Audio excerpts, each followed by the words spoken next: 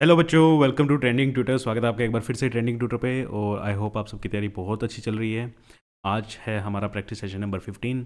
बहुत ही छोटा सेशन रहने वाला है। इसमें मैं आपसे कार्बन एंड इट्स कंपाउंड के कॉम्पिटेंसी बेस्ड क्वेश्चन को डिस्कस करने वाला हूँ। ठीक है, जो अच्छे खासे क्वेश्चन आते हैं, रिपीटेड भी आते हैं बहुत ज़्यादा। तो चलो स्टार्ट करते हैं। और जिन्होंने चैनल सब्सक्राइब नहीं किया भैया, चैनल सब्सक्राइब कर लेना। तो आपकी स्क्रीन पे पहला question: organic compound belonging to different homologous series can be isomers। क्या ऐसा हो सकता है कि दो अलग अलग होमोलोगस सीरीज के कंपाउंड्स आइसोमर्स हो सकते हैं? ठीक है, ये कह रहे हैं for example propanal and propanone are isomers. Propanal मतलब एल्डिहाइड और कीटोन क्या होते हैं? आइसोमर होते हैं। ठीक है, ये एक बात है, वो फंक्शनल आइसोमर है। लेकिन क्या सारे के सारे होमोलोगस सीरीज किसी डिफरेंट होमोलोगस सीरीज से बिलोंग करने वाले कंपाउंड्स क्या कभी आइसोमर्स हो सकते हैं? ठीक है, तो नहीं हो सकते ना। अरे एक एल्केन और एक एल्कीन कैसे हो सकता है? एक फॉर एग्जांपल एल्केन ले और एक एल्कीन ले। ठीक है, C2H6 C2H4, ये कहाँ से आपको आइसोमर लग रहे हैं? कोई आइसोमर ये बन सकते हैं? ठीक है, कौन से आइसोमर बनेंगे ये? तो ऐसा नहीं होगा कि डिफरेंट होमोलोगस सीरीज के होंगे तो भी क्या हो जाएगा, आइसोमर हो जाएंगे। क्योंकि पहली कंडीशन क्या थी? मोलिकुलर फॉर्मूला क्या रहना चाहिए? सेम रहना चाहिए। तो इसका आंसर क्या आएगा? No. No, they are not isomer. They can not be isomer. Isomers वो नहीं हो सकते। फिर पूछा हुआ है can alkane and alcohol be isomers? बिल्कुल भी नहीं हो सकता भैया। एल्केन और एल्कोहल कैसे आइसोमर हो सकते हैं? सी एस, अब ये लगाओ C2H5OH और एल्केन, दो कार्बन वाला एल्केन C2H6। अब इसमें C2H6O, इसको ऐसे लिख सकते हो आप। यहाँ पे तो मोलिकुलर फॉर्मूला ही सेम नहीं है। एल्केन के पास ऑक्सीजन है ही नहीं, जबकि अल्कोहल में क्या होगी? ऑक्सीजन होगी। तो ये कैसे आइसोमर हो जाएंगे? नहीं हो सकते ना। No, alkane and alcohol can not be isomers. लेकिन कभी क्या आएगा? No, alkane and alcohol can not be isomers. ये आइसोमर्स नहीं हो सकते। रीज़न क्या आ जाएगा? वाई पूछा हुआ है, रीज़न पूछा हुआ है because alkanes does not have alkanes do not have oxygen atom,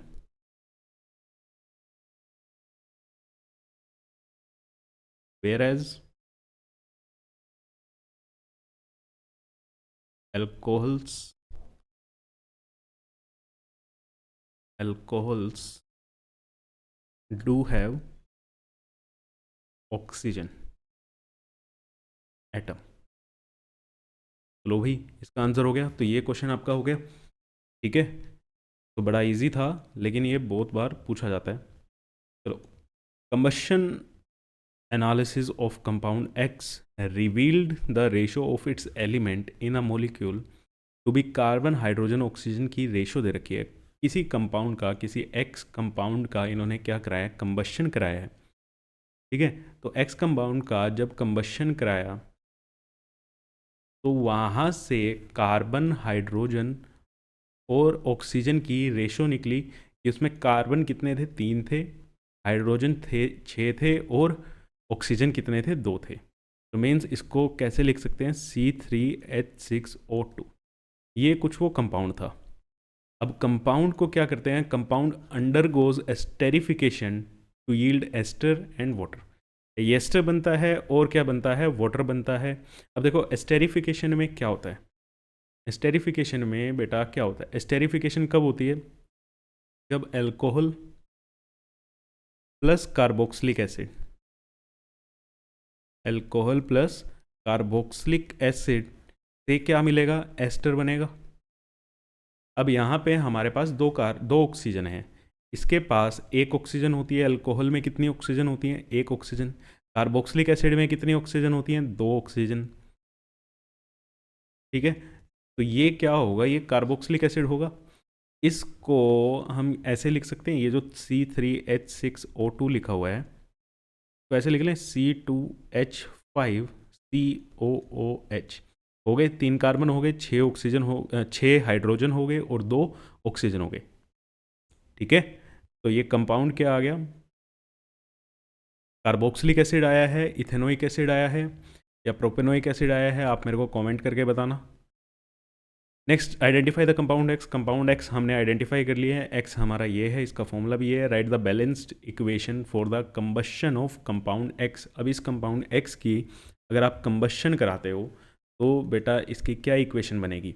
अब कंबशन C2H5OCOH कार्बोक्सिलिक एसिड है। कोई भी ऑर्गेनिक कंपाउंड का, कोई भी हाइड्रोकार्बन का जब आप कंबशन कराओगे तो आपको प्रोडक्ट क्या मिलता है? हमेशा ही क्या प्रोडक्ट मिलता है? Carbon dioxide plus water plus heat निकलती है, एनर्जी आपकी यहाँ से निकलती है। ठीक है, तो ये रही इक्वेशन, इसको बैलेंस आप करोगे। ठीक है बेटा, तो ये क्या था? Combustion of carboxylic acid, combustion of carboxylic acid. और इस कार्बोक्सिलिक एसिड का IUPAC नाम भी मेरे को कमेंट सेक्शन में लिखो, आपको भी पता चल जाएगा आपकी तैयारी कैसी चल रही है। ठीक है, चलो next question. Ethene is formed when ethanol at 440 Kelvin, 443 Kelvin is heated with excess concentrated H2SO4, excess concentrated sulfuric acid. What is the role of sulfuric acid in the reaction? Write the balanced chemical equation for the reaction. ठीक है, चलो ये ethanol की जो आपने properties पढ़ी हैं, है ना, रिएक्शंस पढ़ी हैं, सारी की सारी वही है। तो ethene is form when ethanol, ethanol का फॉर्मूला क्या होगा बेटा? C2H5OH। जब इसको हीट करते हो 443 केल्विन पे, आपने इसको क्या करा है? हीट करा है। तो यहाँ से क्या बनता है ये? और किसकी प्रेजेंस में? कंसनट्रेटेड H2SO4, सल्फ्यूरिक एसिड की प्रेजेंस में जब आपको हीट करते हो तो क्या बनेगी? CH2 डबल बॉन्ड CH2, ये आपका क्या बन गया? इथीन बन गया। अब इसमें इसका रोल क्या होता है, ये क्या काम करता है यहाँ पे? ठीक है, ये रिएक्शन तो लिखी गई है, आप इसको बैलेंस कर लो। मैं इसको डिटेल अब आपको समझा देता हूँ। तो इसको ना मैं C2H5OH को ऐसे लिख रहा हूँ, CH3CH2OH। अब जब हम इसको हीट कराएंगे 443 केल्विन पे, जब आप इसको हीट कराते हो कंसनट्रेटेड H2SO4 की प्रेजेंस में, तो ये H2SO4, कंसनट्रेटेड H2SO4 यहाँ पे एक डीहाइड्रेटिंग एजेंट की तरह काम करता है। इसकी तरह काम करता है, डीहाइड्रेटिंग एजेंट। अब ये डीहाइड्रेटिंग एजेंट क्या करेगा? ये अल्कोहल में से क्या कर देगा? पानी निकाल देगा, रिमूव्स वाटर, ये पानी को निकाल देगा। अब देखो पानी कैसे निकल रहा है, यहाँ से ये आपका H2O ये निकल जाएगा। तो अब क्या बचा आपके पास? 2 कार्बन और 4 हाइड्रोजन बचे। तो 2 कार्बन 4 हाइड्रोजन जब आपके पास बचे, तो यहाँ से इन कार्बन में क्या बन जाएगा? डबल बॉन्ड बन जाएगा, C डबल बॉन्ड C, और 2 हाइड्रोजन इसके पास और 2 हाइड्रोजन इस। ये कंप्लीट रिएक्शन थी कि रिएक्शन होती कैसे है। ये डिहाइड्रेटिंग एजेंट ये पानी के मॉलिक्यूल को अल्कोहल में से निकाल के इथीन फॉर्म हो जाएगी। यहाँ पे आपके क्या बन गया? इथीन बन गई। ठीक है, तो हमारा क्वेश्चन क्या था कि यहाँ पे कंसनट्रेटेड सल्फ्यूरिक एसिड का रोल क्या है? Concentrated sulphuric acid act as a dehydrating agent which removes the water from the alcohol. ठीक है, और इथीन आपकी बन जाती है। नेक्स्ट क्वेश्चन, थ्योरी का क्वेश्चन है कि कैटिनेशन एक एबिलिटी होती है। कैटिनेशन आपको पता है, कैटिनेशन की प्रॉपर्टी क्या होती है? सेल्फ लिंकिंग प्रॉपर्टी जो होती है उसे हम क्या बोलते हैं? कैटिनेशन। अब कैटिनेशन कार्बन में भी होती है, कैटिनेशन सिलिकन में भी होती है। ठीक है, सेम ही फैमिली, सेम ही ग्रुप के होते हैं कार्बन और सिलिकन। अब ये बता रहे हैं कि compare the ability of catenation of the two element. Carbon में जो कैटिनेशन हो रहा है और सिलिकन में जो कैटिनेशन हो रहा है उसको कंपेयर करो, किस में ज़्यादा हो रहा है, किस में कम हो रहा है, और वो किस रीज़न से ऐसा हो रहा है। ठीक है, तो हम सबको पता है कि कैटिनेशन की जो प्रॉपर्टी है वो सबसे ज़्यादा अच्छी किसकी होती है, कार्बन की। तो कैटिनेशन होता क्या है, पहले तो ये लिखो, catenation refer to the ability of an atom to form bond with other atom of same element. ठीक है, अपने ही एटम से कंबाइन करने की जो प्रॉपर्टी होती है उसे हम बोलते हैं कैटिनेशन। अब कैटिनेशन से बहुत लंबी लंबी चेन्स बनाई जा सकती हैं, बहुत लंबे लंबे आपके स्ट्रक्चर बनाए जा सकते हैं। इसीलिए कार्बन जो ऑर्गेनिक कंपाउंड्स हैं, हाइड्रोकार्बन्स हैं, उसमें कार्बन की आपने बहुत लंबी लंबी चेन्स देखी हैं। आपने सोप एंड डिटर्जेंट पढ़ा है, सोप मॉलिक्यूल में C17 पढ़ा है आपने, है ना, C17H35। तो यहाँ पे 17 कार्बन आपस में जुड़ जाते हैं। ठीक है ना, तो ये प्रॉपर्टी क्या होती है, कैटिनेशन कहलाती है। कैटिनेशन कार्बन भी शो करता है, कैटिनेशन सिलिकन भी शो करता है। बट कार्बन जो है, carbon has the superior ability for the catenation compare to the silicon. Carbon की कैटिनेशन प्रॉपर्टी ज़्यादा अच्छी होती है सिलिकन से। क्यों? क्योंकि कार्बन कार्बन का जो बॉन्ड होता है वो ज़्यादा स्टेबल होता है और वो ज़्यादा स्ट्रॉन्ग भी होता है सिलिकन सिलिकन से। ठीक है, मतलब कार्बन कार्बन का जो बॉन्ड है और सिलिकन सिलिकन का जो बॉन्ड है वो कार्बन कार्बन ज़्यादा स्ट्रॉन्ग रहता है, सिलिकन का बॉन्ड थोड़ा वीक हो जाता है। इसका रीज़न अभी आपके सिलेबस में नहीं है। वैसे रीज़न ये होता है कि साइज़ बड़ा होता है। ठीक है, सिलिकन का साइज़ बड़ा होता है। आपके सिलेबस में पहले एक चैप्टर हुआ करता था, 5th चैप्टर आपका पीरियोडिक टेबल के नाम से, उसमें पीरियोडिक टेबल पढ़ते थे, तो उसमें ये सारी चीज़ें पढ़ाई जाती थी। The bond energy of the CC bond is high. Bond energy high होती है, मीन्स ये स्ट्रॉन्ग बॉन्ड होता है। बॉन्ड एनर्जी हाई होने का मतलब क्या है कि ये एक स्ट्रॉन्ग बॉन्ड है। जितनी ज़्यादा बॉन्ड एनर्जी मीन्स उस बॉन्ड को तोड़ना उतना ही मुश्किल होता है, resulting in stable long chain and cyclic structure. On the other hand silicon silicon bonds are generally weaker. Silicon silicon bonds जो होते हैं वो जनरली वीक होते हैं।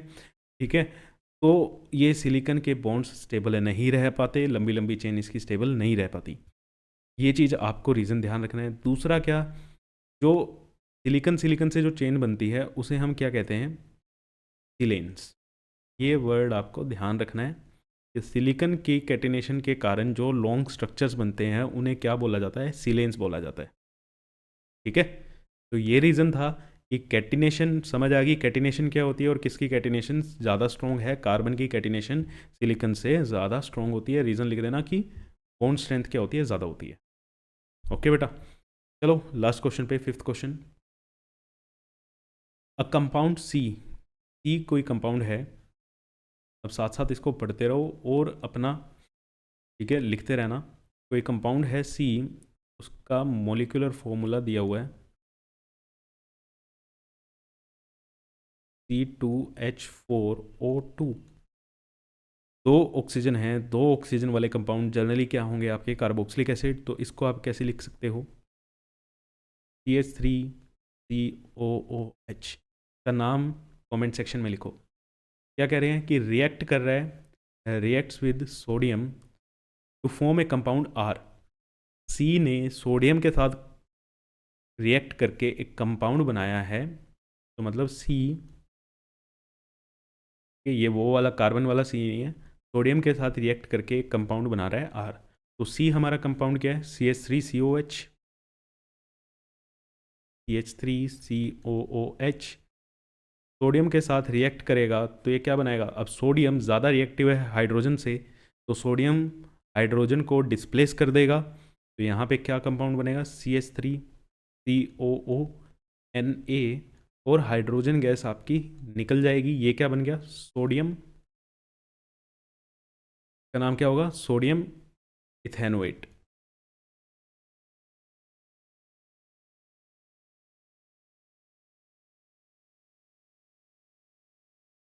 चलो नेक्स्ट क्या लिखा हुआ है, कंपाउंड आर हमने कंपाउंड बना लिया, मीन्स ये जो है हमारा, ये कंपाउंड क्या है, आर है। ठीक है, ये कंपाउंड क्या है, आर है। Compound C on treatment with alcohol A कोई एल्कोहल है, ए क्या है, एल्कोहल है। जब कंपाउंड सी अल्कोहल के साथ ए के साथ रिएक्ट करता है in the presence of N acid form a sweet smelling compound S. Okay, चलो बड़ा सी ए के साथ रिएक्ट करके एक कंपाउंड बनाता है एस, जिसका फॉर्मूला दिया हुआ है C3H6O2। C3H6O2। चलो अब ये क्या बनेगा, नेक्स्ट पेज पे चलते हैं। सी क्या था हमारा, CH3COOH। अल्कोहल के साथ रिएक्ट करके, अब ये अल्कोहल कौन सा होगा, देखो यहाँ पे हमारा क्या बना है, इसका फॉर्मूला क्या दिया इन्होंने, C3H6O2। इसको बेटा ऐसे लिखा जा सकता है CH3COOC2H5, तो ऐसे लिख सकते हैं। लेकिन यहाँ पे 4 कार्बन हमारे होने चाहिए थे, यहाँ पे कुछ ना कुछ गड़बड़ है, ठीक है। क्योंकि हमें पता है CH3COOH किसके साथ रिएक्ट करता है, C2H5OH के साथ रिएक्ट करता है, तो क्या बनाता है CH3COOC2H। ये क्या बनता है, एस्टर बनता है। ये क्या बनता है, एस्टर बनता है। तो अगर यहाँ पे हमारे 3 कार्बन है तो यहाँ पे एक कार्बन कम कर देते हैं, तो क्या लिखेंगे, CH3OH, ठीक है, CH3OH। तो ये यहाँ पे क्या बनेगा, CH3, ठीक है, CH3COOCH3। ये भी क्या बना, एस्टर बना। देखो एस्टर क्या होता है, एस्टर का फॉर्मूला होता है जनरल फॉर्मूला ROR, ठीक है, ROR। ये दोनों सेम भी हो सकते हैं और दोनों डिफरेंट भी हो सकते हैं, ठीक है। चलो अब नेक्स्ट पढ़ें। On addition of NaOH to C it also gives R। C में अगर आप NaOH डाल दो तो भी क्या मिलेगा आपको, R मिलेगा। अब C क्या है हमारा, CH3COH में क्या डाल दो, NaOH डाल दो तो भी आपको क्या मिलेगा, CH3COONA। और इस बार हाइड्रोजन गैस ना निकल के क्या हो जाएगी, यहाँ से हाइड्रोजन और यहाँ से OH जब रहेगा तो ये क्या बनेगा आपका, वाटर बनेगा। ये क्या बनेगा आपका, वाटर बनेगा। ये डबल डिस्प्लेसमेंट रिएक्शन हो रही है, या आप ये कहो ये एसिड बेस रिएक्शन है, जो कि डबल डिस्प्लेसमेंट ही होती है। एसिटिक एसिड, ये एसिड हो गया। अगर किसी बच्चे को ये रिएक्शन नहीं समझ आई, ये बेस हो गया। ये आपका क्या बन गया, सोल्ट बन गया, सोडियम एसीटेट, ठीक है। वहाँ पे मैंने गलत लिख दिया हो, तो इसका नाम आप ठीक कर लेना। सोल्ट बना और साथ में क्या निकला, ये वाटर। तो ये एसिड बेस रिएक्शन होगी। ये कंपाउंड क्या था हमारा, आर भी हमारा यही था। और लास्ट क्या है, S on treatment with NaOH gives back R and A। अगर S को, अब ये था हमारा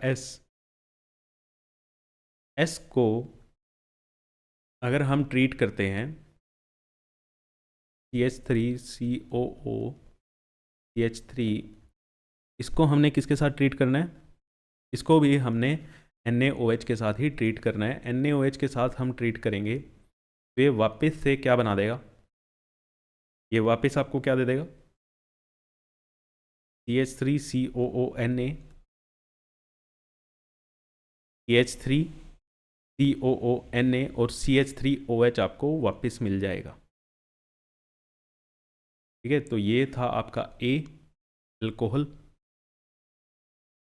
ये था आपका S, ये R, ये था आपका C, और ये भी आपका क्या है A, ये R। तो सारे के सारे कंपाउंड्स हमें पता चल गए, ठीक है।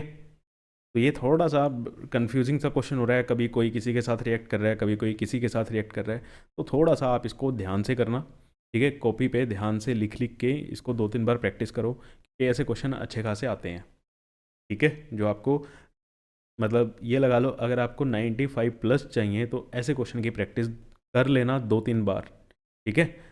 चलो इसी के साथ आज की वीडियो ख़त्म करते हैं और आपसे नेक्स्ट लेक्चर में मिलेंगे। अब आपके जब भी स्कूल दोबारा से ओपन होंगे तो आपके प्री बोर्ड्स भी स्टार्ट हो जाएंगे। तब तक के लिए हम एनसीईआरटी पूरी कवर कर देंगे और सैम्पल पेपर भी कवर कर लेंगे। तो मिलते हैं नेक्स्ट क्लास में। शेयर कर देना और सब्सक्राइब कर लेना। Thank you.